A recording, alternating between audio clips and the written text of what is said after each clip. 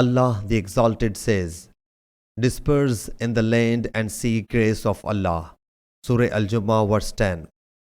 Hazrat Ubaidullah bin Umair reports Hazrat Abu Moosa Ash'ari sought permission of Hazrat Umar bin Khattab radiyallahu anhu, but he did not get it for he was busy. So Hazrat Abu Moosa went back. When Hazrat Umar radiyallahu anhu had finished his work, he said, "Did not I hear the voice of Abdullah bin Qais? Let him come in." It was said he had returned.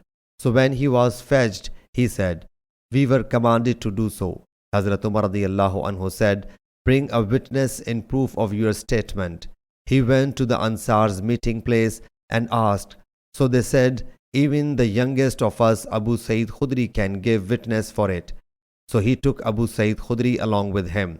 Hazrat Umar radiyallahu anhu whereupon said, "This command of Allah's Apostle sallallahu alaihi wasallam remained hidden from me due to my business in bazaar, to go out for trade."